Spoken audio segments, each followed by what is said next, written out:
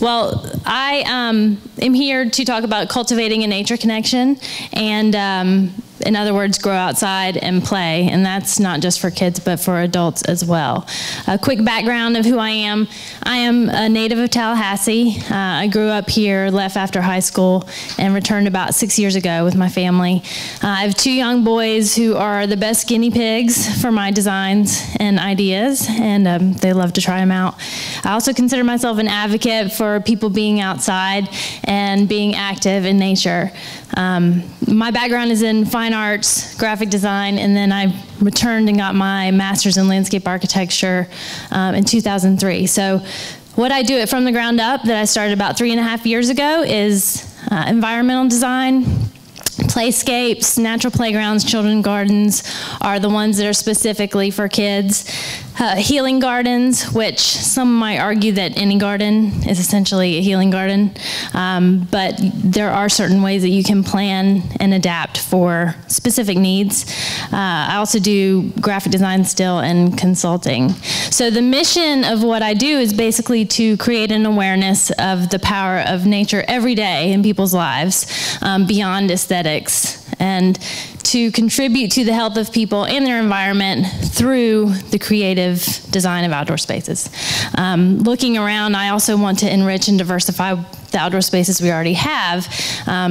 Playgrounds, hospital grounds, all of those spaces that we walk through and just kind of don't pay attention to, but it's really where we live every day.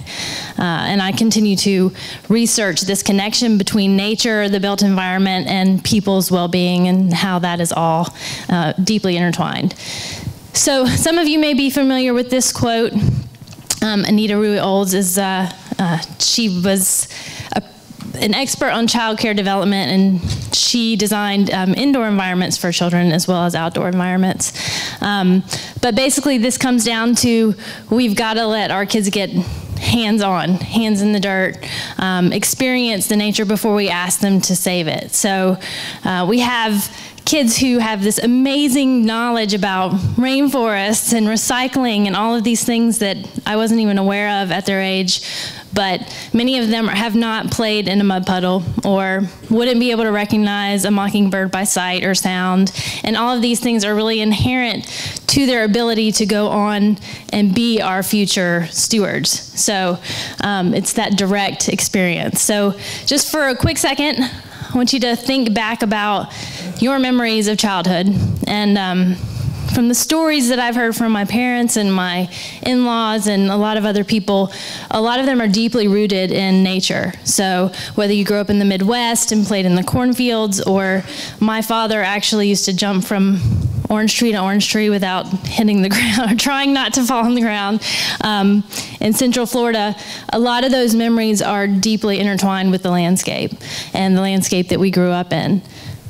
So here's this whole idea. So how it all connects: the hands-on experience leads to curiosity, to knowledge. Love is what makes the action. And there's actually been studies that show that our environmentalists and our conservation professionals have deeply rooted memories of spending time in nature. And they had that connection, which is what encouraged them to be in the environmental movement or profession. So I think it's very key. Why it's important, this is a lot of stuff that we hear all the time, but just to make my point again, so the bad news is the obesity problem we have, obviously. We're seeing a rise in ADHD, depression, asthma, diabetes, all of those things. Our focus on academic achievement and overscheduling, and just the way that childhood has changed in terms of the amount of space kids have to roam. There was a study done in the UK, and a kid's range went from over a mile to less than a block in about a generation and a half. So if you imagine how much space they had to explore on their own and how different that is now, for understandable reasons. I'm a mom too, so I get it. Physical activity down, screen time is up, and that does not just include TVs, that's computers, that's e-readers, that's any screen. So that is affecting our kids. And then if we all know about the economy, and so we don't necessarily see the direct tie, but it doesn't happen in a vacuum. So A study done in 2011 shows that obesity-attributed expenditures in Florida alone was over $8 billion. So it's, on the back end, we're taking care of problems that we could address on the front end. So the good news is the children who spend more time outdoors, they perform better academically, they have better concentration, they play more creatively most of the time because they have to make up games and they have to figure out what to do. It's not just laid out for them. Innately, we all have lower stress levels outdoors, adults and children, and that's been proven. They become more fit just by way of being outside. So it's like two birds with one stone. They're outside and they're moving more. So that physical activity level goes up. They experience fewer symptoms of ADHD if they have that, and stronger immune systems. And then, of course, they'll be our next generation of stewards. Adults become more physically active as well. They also have lower stress levels, and it lessens mental fatigue, which we can all relate to on some level. And then there are studies that show that you can actually recover faster. So all of these pieces come together for a really good argument to just go outside. Just to give you a little bit more about the movement behind this, there's lots of scientific research, as I've mentioned, media coverage. This is a recent cover of Outside Magazine, a book that talks about what nature does to your brain, actually. A book by Richard Louv, which some of you may be familiar with, The Last Child in the Woods, where he introduced the term nature deficit disorder, which is not an actual medical term, it's just an idea. He followed that up with the nature principle, which is how nature affects adults and can really contribute to all of us and not just children. All of these others, this is just a sampling of the things that are happening around the nation, and then if you look globally, it's even bigger. So there's a lot going on. In our state, we have Get Outdoors Florida, which is a state coalition of different partners who are all trying to push this message of it's great to be outside. So specifically, why nature? Why can't we just send our kids out on the playground that's already there? It's already been paid for, it's there, no thought process there. Nature, I like to call it the great equalizer. So everybody can experience something in nature, regardless of age, ability, any of those things. There's something for everybody. It's multisensory. It responds to different learning styles. So the creative child, as well as, the one full of energy who just can't stop moving. So all those kids can find something outside. It's an opportunity to turn playing into learning. And kids do really become more social with each other because a lot of times they're playing games and trying to figure things out together. So whereas, they might play by themselves, typically they're actually communicating, which is great. It can enhance self-esteem, and a lot of this is because of challenge presented in the natural world, a reasonable risk that each child can kind of figure out how to approach different elements, and they test themselves, and that's how they become self-confident. So, and this identity with the place. So many kids have virtual places now. They have Facebook, all of these things that are virtual, but to have a real connection to the place where they grew up, something about the context of who they are is pretty important and will keep them tied to their community in the long term. They're aesthetically appealing. I mean, nature is just as an added bonus, as well as it gives benefits to the adults who are involved with the kids when they're outside. Also, nature's dynamic, so it's never the same. So what are some ways that we can expose our kids more to nature? One idea is a family nature club. And these are happening all over the place. These are just informal clubs for groups of families. They're found all over the world. Each one is a little bit different. Some might have dues or something like that. I started one 2 years ago. It's free. It is so laid back. I mean, we don't even really program anything, and that's kind of the point. Once a month we get together, the parents let the kids run around, get dirty, all that stuff, and it's a great way to connect with other parents, for the kids to connect with each other, and even more important to me is the bonding within the family. So it's that nature experience that really brings the parent and the children together. This idea of safety in numbers too. The kids really will explore a lot further and deeper into the woods than they would alone. And I can feel better about, them being in pairs or multiples. So the bottom website is a great toolkit for people who want to start their own family nature club. Red Dirt Discoveries is mine, and these are some pictures just from the last year. So you can see we go out, rain, shine, cold, hot, doesn't matter. So some other ideas of incorporating nature every day. So where are we every day? We're at home, we're in the workplace. A lot of us either work in healthcare facilities or spend time there, and then the broader community and the smaller neighborhoods. So these are all opportunities to connect with nature on an everyday basis. And even more specifically, the places of childhood every day. Home, when you look at the amount of time that kids spend either at school or in childcare, it really does make you realize how much time they are spending in these places, and what those places look like and feel like really do matter. So here are some opportunities. Education, home, neighborhoods, healthcare, the workplace, urban infrastructure, all those places where we are every day. Here are some great pictures to show, an awesome place to work with natural light and lots of windows and water. An idea for a space between two buildings at a school where you can see the kids can actually hands-on touch the nature and make it part of their everyday learning. A green building, some other ideas.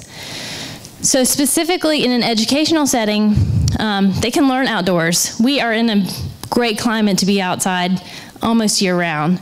And we can cover the rain, so that's even better, and still get the fresh air. There's the ability to do almost any curriculum outdoors. So writing, art, math, science, all of those things can happen outside. It also gives the kids some kind of stewardship and involvement if they're a part of creating these spaces and keeping them up. You can do active and passive play, and you obviously can integrate the curriculum. This picture of the little girl with the fish is one of my favorite programs to kind of point people to. It's called Stream of Dreams, and they do it in Canada. And they're teaching the kids about the salmon and the ecosystem in the rivers with the salmon in Canada, but each kid gets a cutout of a fish and they get to paint it on their own. And then they put it up on their really ugly chain link fences in the way that the salmon would move down the river. And it's just, it's such a simple idea, but they're learning, they're creating art, they're beautifying their school grounds. It's all in one little package. So in communities, what would our break rooms look like if they were outside? If we were next to water, or what you could do at your house or in your workplace. There's a picture of gutter gardens on the side of somebody's house when you don't have a ton of space in the backyard. Or the climbing wall on the side of the house, which is awesome, and my kids are trying to convince me to do that, and at 3 and 6, I don't think they're quite ready. Here's some opportunities in infrastructure. So we think of parking lots, streets, buildings, all these things that we sort of just go by. And street trees are great, but green streets are even better. So if you think about changing the way that we have stormwater management and it actually being beautiful, creating habitat and all of these things, it just sort of expands the idea of what our spaces could look like. Here's some great children's spaces that inspire me all the time. Hershey's Children's Garden, Teardrop Park in New York City, a playground in Denmark. You guys may have seen this big hill at Alice Beach. And then the playground on the bottom left is a playscape in Iowa. And these are actually pictures of some of the stuff that we've done locally. We focused for the first year or two just on children's spaces, so on playgrounds and backyards. And here are just some ideas of how we can just enrich those and make them a little bit more interesting.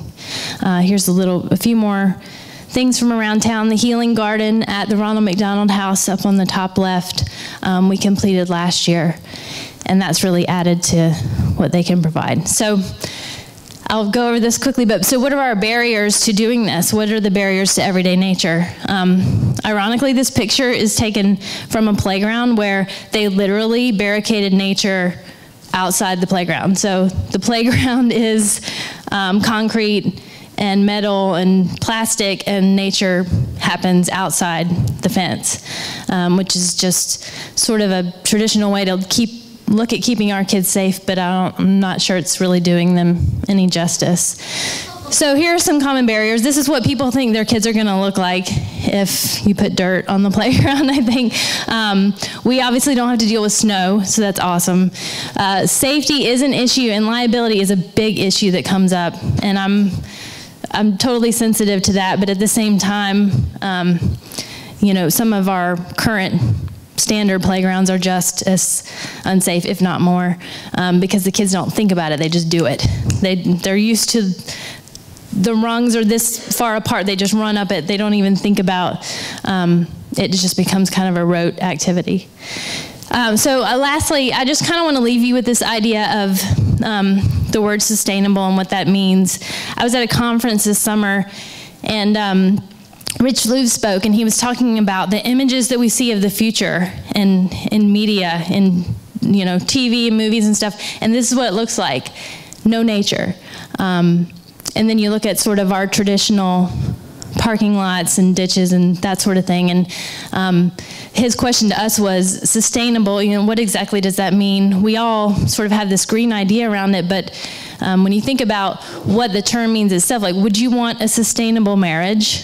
Like, no, you want something amazing. And so one of the ideas is to try to give people a view of the future that doesn't look like this, something that is exciting and, I don't know, imaginative and even maybe inspiring. So here are some images of, what we can start to give our kids, and our kids can start to think of the future and not think of it as all doom and gloom, but if we start to integrate these spaces every day, this is what this is what their schools could look like, their streets, all of these things. So I think it's pretty exciting, the opportunities.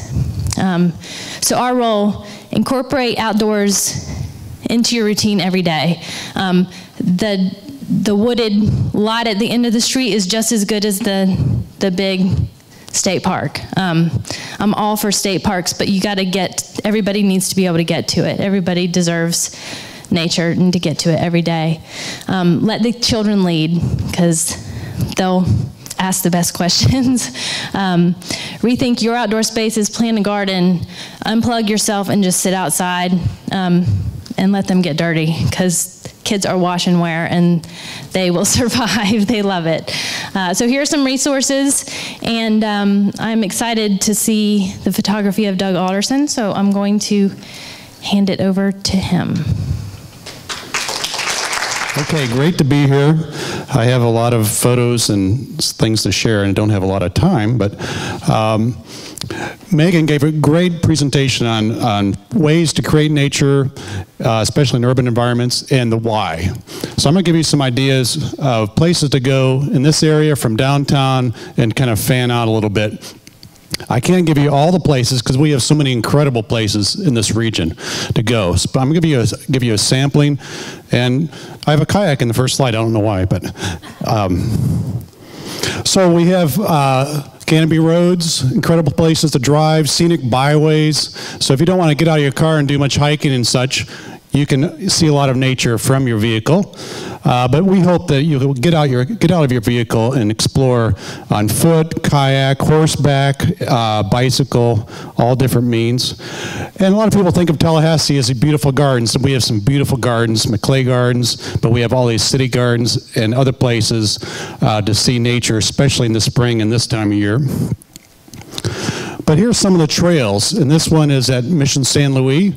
A lot of our different parks have nature trails, and so we have a nice balance of ball fields and historic sites mixed in with some of the natural areas that you can visit. This is at San Luis. Lake Alberta. So we've created parks out of old factory sites. This was once a crate factory. And now it is a holding pond, but nature is starting to find it. They see all kinds of ducks, bald eagles, other birds show up now. And it's a site that the Audubon Society goes to do bird watching, especially in the wintertime. And that is just to the west of us. Anybody know where this wild creek is on the left? Close to it. This is 1/2 mile from the Capitol building. This is at Myers Park. And this is one of the many wild creeks I explored as a boy. And I go back to it now and then just to get that touch, especially if I'm in between meetings or something. I needed a little nature break. Myers Park, Lafayette Park, some of those neat parks, you can go for a neat walk and find nature and find solitude in downtown. And I often go and if you feel in that creek, feel in that water, you will pretty much guaranteed find a piece of Indian pottery, because this was the site, this whole region, the site of the village of Enhika of the Appalachian Indians. This is Lake Overstreet, Maclay Garden State Park, all kinds of walking and bike trails in that region. We'll go through fairly quickly here. I have quite a few. Alfred Greenway, we have different greenways. Miccosukee Greenway, Alfred Greenway.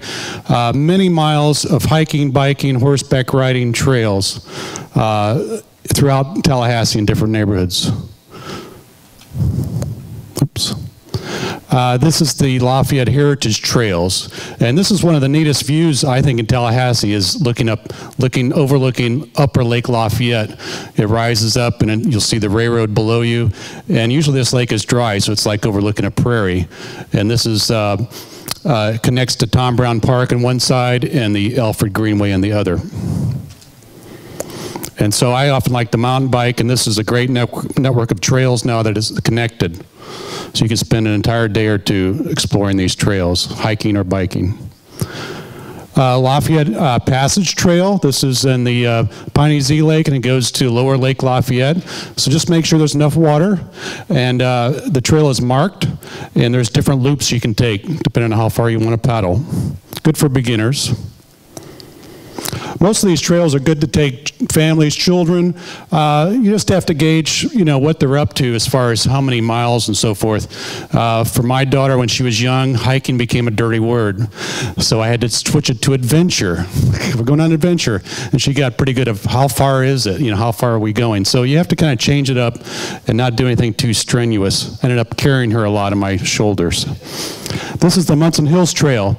So for really neat mountain biking, it's all clay packed now for several miles just south of town. For mountain biking, of course, then we have the St. Mark's paved trail. You can go down to St. Mark's on that trail. This is the adjacent Twilight Trail, and this goes for, I think, 12 miles, and it's not clay, it's more of the natural surface, so it just depends on what you want. If I want more solitude, I take this trail, especially in the evening times during the week. This is near Woodville. And it's a great place to see the longleaf pine forest. We have some of the best examples of mature longleaf pine, and it's getting better all the time. And to see the endangered red-cockaded woodpecker. So it's nice to educate yourself on some of the wildlife that you may see along these trails. Leon Sinks. How many people have been to Leon Sinks south of town? So most of you know about Leon Sinks. Beautiful marked trails with sinkholes. I remember when these were pretty much trashed out as big party places. And so a lot of these places are being transformed into places of beauty and being restored. This is the one of the Leon Sinks trails. You can go to about 7 miles in different loops, but you can cut that loop in half if you want. And we're getting into the nice hiking season, of course. This is Big Dismal. It's one of the deepest sinkholes we have as far as the sheer drop to the water, and then it's another, I think, 80 feet down below that. So we used to swim in it, but now you can just look at it. It's pretty dangerous to go diving in and trying to get back out. The Apalachicola National Forest, 500,000 acres in our backyard. 500,000 acres, and this is the section. There's lots of places in Leon County still. Many of the roads have been closed off to vehicles, so they're now reverting back to trails.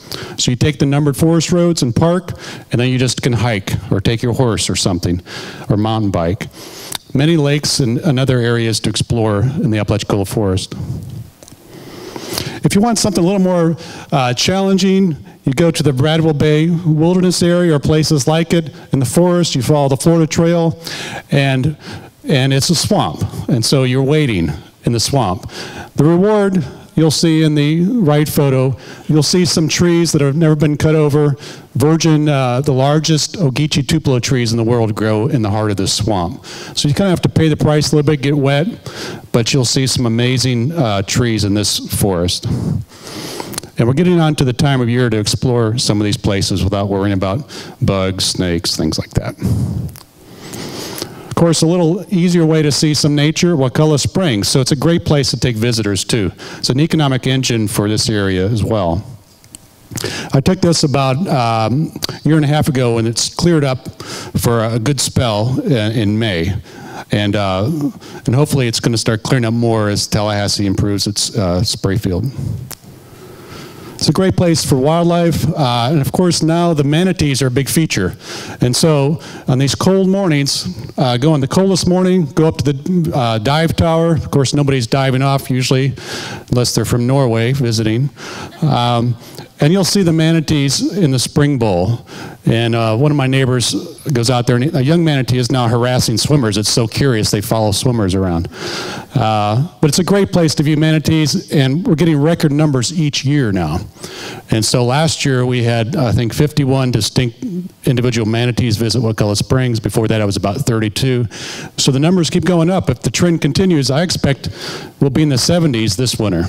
It'd be great to see. And if we get over, I figure 100, 150, we don't have to worry about hydrilla, at least in the wintertime. This is a little wilder spring you have to hike to in the St. Mark's Refuge, Shepherd Spring. It's on the Florida Trail, little side trail off the Florida Trail. And it goes through what is called the Cathedral of Palms. How many people have checked that out before? Just a couple. So this is a great place to explore. And look on the website for the Appalachia chapter of the Florida Trail, and they have information on all these different hiking trails through this area. And it's like it says, a Cathedral of Palms. It's a palm canopy for about 2 miles through this area. And I like to go on the dike roads at St. Mark's and get the big vistas of the marshes. And I did this a couple months ago here. And this is a campsite for the long-distance hikers and the long-distance paddlers along the coast. It's called the Ring Dike. So you camp here and you can see this incredible vista in all directions. For backpacking, longer distance, you can follow the Florida Trail through the National Forest, the St. Mark's Refuge, and along the Osceola Sinks, one of the most unique areas we have, where the Osceola River goes underground and pops back up in a series of sinkholes, about 30 sinkholes. It's a very unique area and very scenic. Brian mentioned the Apalachicola River Blueway. So now all this information is online to where you can plan your own trip. It has a data book, maps. And I've done 2 of these trips to raise money for the Apalachicola River Keeper and to raise awareness about the river. And this is a couple scenes from 2 years ago. A lot of history in this river, wildlife. And then the first campsite's across from Alum Bluff, the tallest river bluff we have in Florida. It's about 300 feet tall, and the sunset is just changing the colors of the bluff as the evening progresses. Along the sandbars, you can often see wildlife or signs of them. This is on the left, a bear track a couple years ago. And the tracks went into the water, and we couldn't see the tracks come out of the water. So it went for a swim, downriver, across river, I don't know what, but it was kind of fun to see. Upper right, turkey tracks, raccoons. And you can see bald eagles every day, several of them along the river. And this one was drying its feathers after swimming or fishing. The side creeks are incredible. This is Devon Creek, which is off of Owl Creek. Right now the water is too low in some of these side creeks. In the springtime, it's the best time to go. Just a full canopy of cypress and tupelo gum. The right side I call the Cypress Angel. Just kind of looked like a figure there. This one is off of Graham Creek. A lot of old cypress, real twisted from different storms.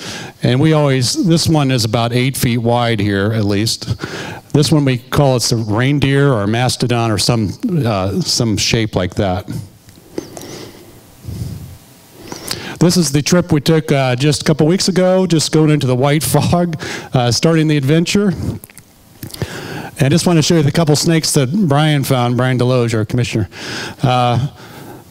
I think he was changing his clothes when the copperhead went through his legs on the lower right. And then he was sitting on a log where the cottonmouth crawled out. None of the snakes were aggressive, which is great. But we thought the cottonmouth was an unusual color, and we're going to name it a different subspecies like Alder delogii or something. And so I we had it all worked out, yeah. And the Latin name worked out at least. And I contacted Bruce Means thinking, wow, we really found something here with this coloring. It's kind of an orange tin. He says, it's just stained by the river. And if you caught it, which we're not going to do, and rubbed on it with a wet cloth, that stain would come off. You'd see the normal dark coloring of the moccasin. So darn. So in our own backyard, we have kind of an overlooked river, which is incredibly wild and beautiful, the Ochlockonee. So this is still bordering Leon County. If you start at the dam at Highway 20, head south. I've done 2 trips with Paddle Florida, and Paddle Florida does these large group trips around the state. So I volunteered to help them. And it's in March, the spring is emerging, and it's a very beautiful wild river. And if you don't want to go alone, I'd say go with a group like this, go with a guide, go with an outfitter. Wakulla County has a Green Guides program. TCC manages that. There's all kinds of resources to help you enjoy your trip, your first trips at least, so you can feel comfortable. Just some scenes along the river. And this was a couple that had a tandem with a dog in the middle with a life jacket on. I thought that was really great. The dog would just climb right into his seat and sit there and watch the river go by. I like the rivers that have lots of side streams, and this is along the Ochlockonee Max Slough. That's where you find some of the bigger trees and some of the wildlife. Sopchoppy River, really pretty, especially the section that goes to the Apalachicola National Forest. It has some beautiful cypress knees and roots along the way, and high banks, sand banks, then there's the limestone banks. In the spring, the wild azaleas blooming profusely. And this is one of the scenes I like with that real high banks. That's limestone covered with moss, just really scenic with the black mirror of water. And the Wassissa, people ask me what's my favorite river, because I've been all over the state, because my day job, I coordinate paddling trails for the state. I'm here as a citizen, by the way. And it really goes back to the Wassissa, the river I go to the most, and the river I see a lot of wildlife at the Wassissa. And this, I spotted a coyote swimming the river here New Year's Eve day a couple years ago. Of course, there's alligators. And lots of different bird life. The limpkins, their numbers have gone down to 1 right now. So we're really concerned about their numbers. Hopefully they'll go back up. Maybe it's drought related. But it's a great place for bird watching. I usually sit quietly and take photos. If I take the photos, I'm usually alone because people don't have the patience usually to sit there and just kind of explore through the wild rice and the banks of the river. And sometimes I feel kind of like a peeping Tom. For the wildlife, not the people. And this was a couple months ago. I spotted this family of otters playing on the river, and I was just kind of peeking through the brush, seeing them. And finally they saw me as the lower right, and then they dove in the water. But just fun and magical when you have those moments. And of course, this guy usually hangs out at Big Blue, the biggest spring, in the wintertime mostly. I think the swimmers kind of chase him away. But I call him the lifeguard because if you see him, you're not going to go swimming. So it's safer.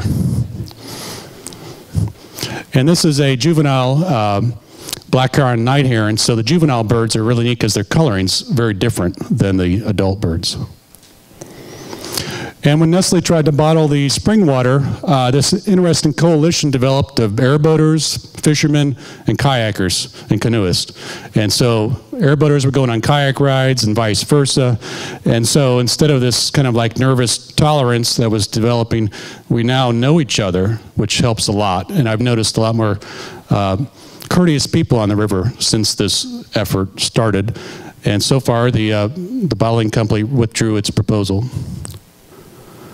This is the lower Wacissa, really my favorite part. It's the wildest part, and it goes to what they call the Slave Canal because it was built by slaves in the 1850s. And it's challenging, a lot of pullovers, snags, but it has some just gorgeous scenery, and it's totally undeveloped through this area.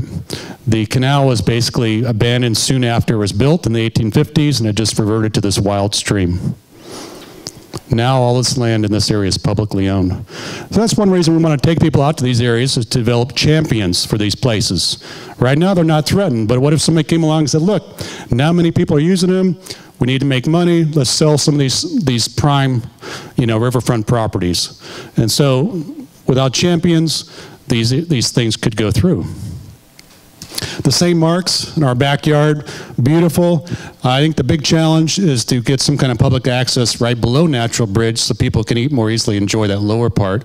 But I often go above Natural Bridge too, and you can paddle up there. Sometimes you have to go over a snag or two if the water's low, but it's very pretty. The Wakulla River is gorgeous. I like to go during the week and very early in the weekends because it is used quite a bit, and it gets to be a wild scene sometimes in the summer in the afternoon. So with so many people in boats. So I advise doing this after hours or early in the morning. And our coastal areas are incredible. I don't want to ignore those. We have the St. Mark's Refuge. We have the Forgotten Coast. This is St. Vincent Island and Little St. George. We have campsites now. I mapped out the Florida Circumnavigational Saltwater Paddling Trail. It's 1,500 miles around the entire coast of Florida, and we have one of the best sections in our region. And of course, I think this is Eleanor's here. This is her yard, and she is one of many people in Tallahassee restoring her yard to a more natural garden type environment that draws a lot of wildlife and getting rid of the invasive exotics. So that's one of the challenges we have in our private yards as well as our parklands, getting rid of the invasives, bringing in more native species. So hats off to her and many other people who do this type of thing. And in my backyard, I live near Woodville. It's very wooded, and I love to see nature in my yard. And I try to leave lots of trees and flowers that come up. I try not to clear them from my garden right away so the butterflies can come. And these are all taken around my yard. The one summer, the zebra longwings roosted every evening on a dead branch. When they closed up, they looked like dead leaves. It was great. We had some mating skinks on our porch, too. And so one of the challenges with young people and this movement is to, first, we're getting more successful involved in minorities. To get young people, I think, follow their lead, as Megan said. They may not like kayaking, but they love stand-up paddleboarding. Or they may not like hiking so much, but a mountain bike, that's really exciting. So it just depends. Find out what they really like and then go for that. Follow their lead that way. And so I'm going to wrap it up. We're going to have some questions you can have for both of us. And open it up right now for questions. Thank you.